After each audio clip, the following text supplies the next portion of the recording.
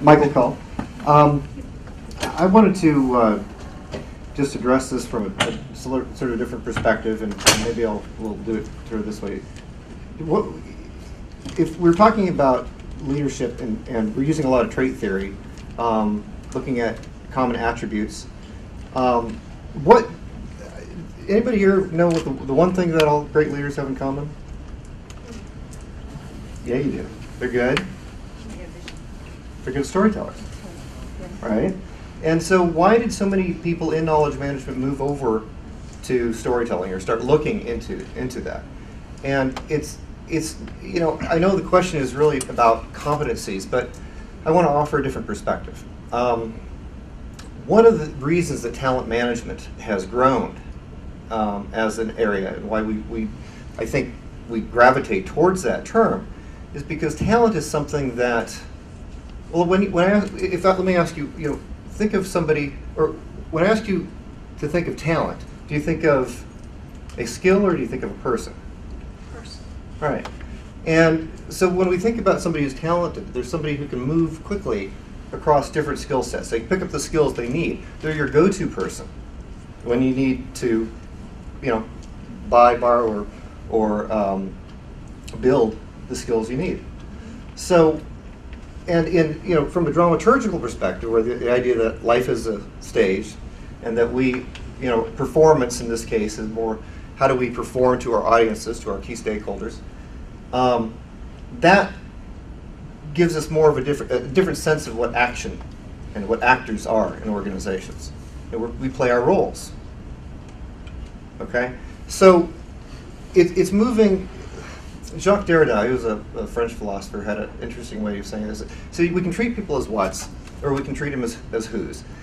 And I feel that the last 50 years of management literature has tried to suggest that we treat people more as whos rather than whats.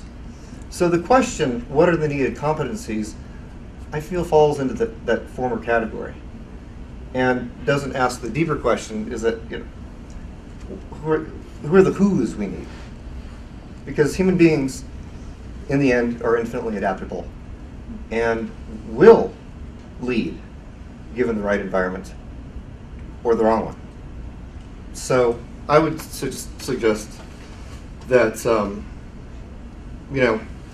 when we're having these discussions, ask yourself, is this a person in a narrative?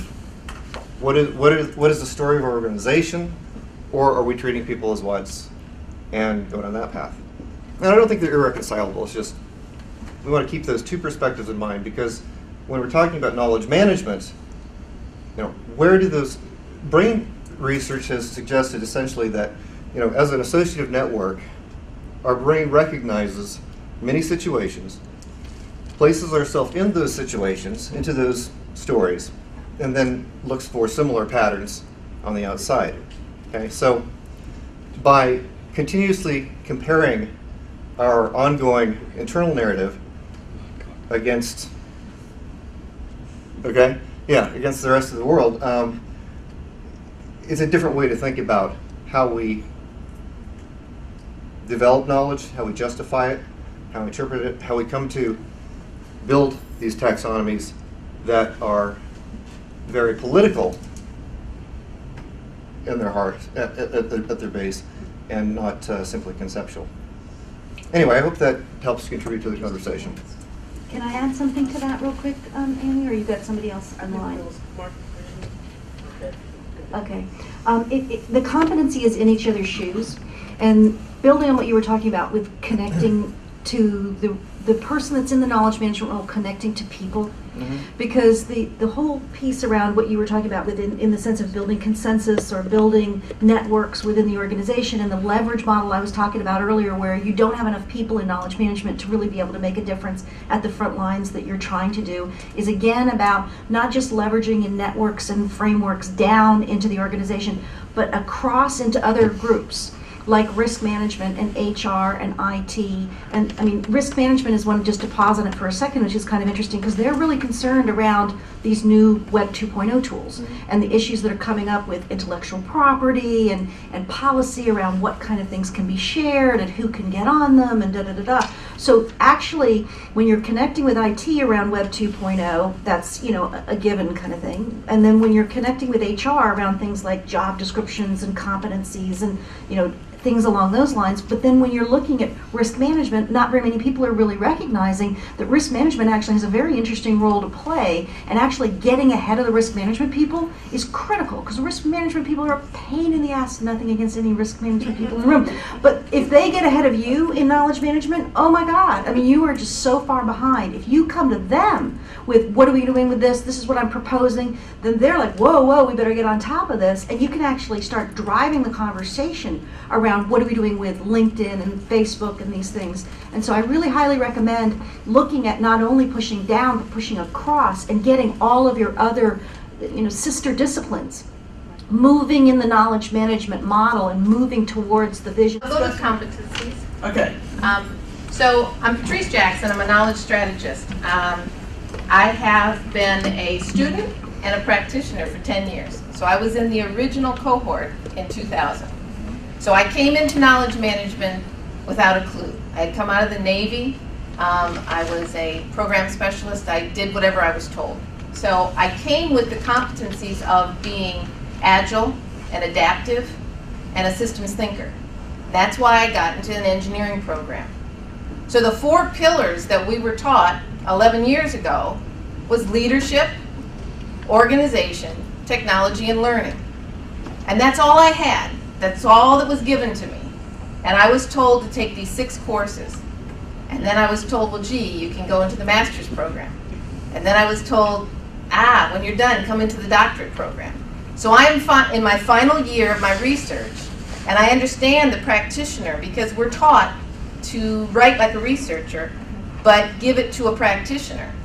And I think what you have to understand from a student's perspective, I like those 4 buckets. I like to know that when someone comes to me and says, Patrice, you've been in this forever, I want to get into knowledge management. What should I pick? And I take those 4 buckets and I say, what are your tendency to? Do you like to do strategy? Are you a big thinker? Are you holistic? You go into the leadership portion of knowledge management and you lead the train. Are you an engineer? Do you like processes? Do you want to manage what the culture does and apply Lean Six Sigma and all that kind of stuff? Then you take those competencies into the process environment. Are you an IT geek? Do you eat, sleep, and drink wikis and blogs, and you got your own avatar, and you're already out in the future, you know, doing all of those technical things? Then that's your area of specialty. Or are you about new knowledge and innovation and learning and the people portion? Okay? But as a knowledge professional, I need to know all 4. But I'm an expert in 1. I am a knowledge strategist, and I will live and die a knowledge strategist. Now, I'm a senior program manager, and I manage $20 million of IT technology for 140,000 employees. So I have to know that HR is not happy with avatars because a white male cannot become an Asian female in an avatar. It's against the privacy laws. What? Okay? So I've got to know everything as a knowledge professional. Okay? So when we start thinking about the competencies, I think it's important to know you as a professional are required to know the entire profession this deep, but be an expert 1,000 miles deep in one of the areas. And I've been waiting all area that KM needs to pay attention to is futures research. Because if you are not looking at what's coming, you know, you're not ahead of those risk people. So, and there are a number of organizations that are starting to reestablish their vice presidencies in futures research as well. But I wanted to also put out another question. I know I'm supposed to be facilitating, but this is kind of agitating.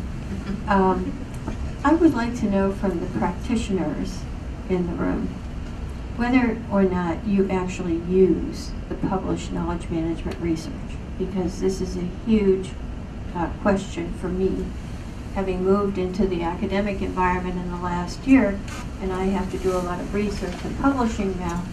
And frankly, what I see a lot out there is purely theoretical or academic or unrelated research. So we may be doing research that serves our tenure needs, but I don't know that it's much value. And some of the things that Ed and Denise have just mentioned, gee, those KM professors ought to be taking that on and telling us what is the research, what's the good thinking, and the risk in social networking, et cetera. And so you could go and look at it. I don't see that right now, but I could be very isolated.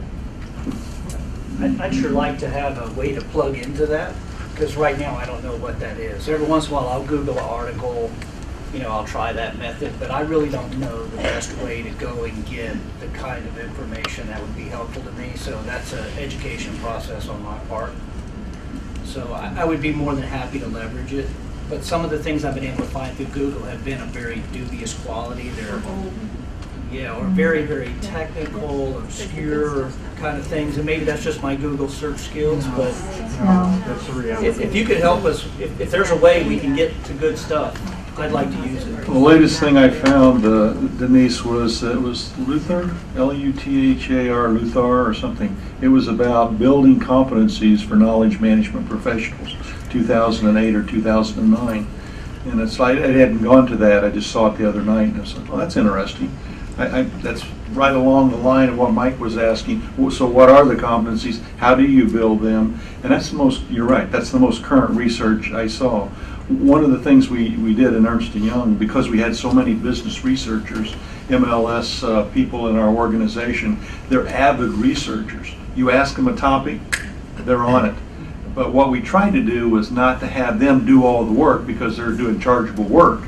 But they'll gladly help you research something if you have a question. But to train the other people, the knowledge managers or the people at a level that you're at or others that are at, that says, and here's how you would go find this. So actually they were doing research training for some knowledge management level people. And we found that to be tremendously valuable, because the managers would come back and say, I found things and learned things I never knew about before.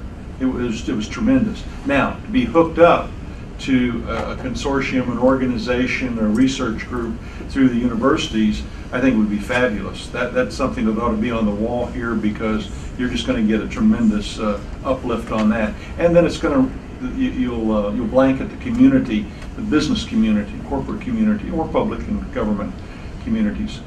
Thanks about working knowledge and what Larry Prusak and Tom Davenport were doing up at Babson College. My name is Carla Flippo, and I am both a practitioner and also becoming a researcher. I am studying knowledge management at Walden University.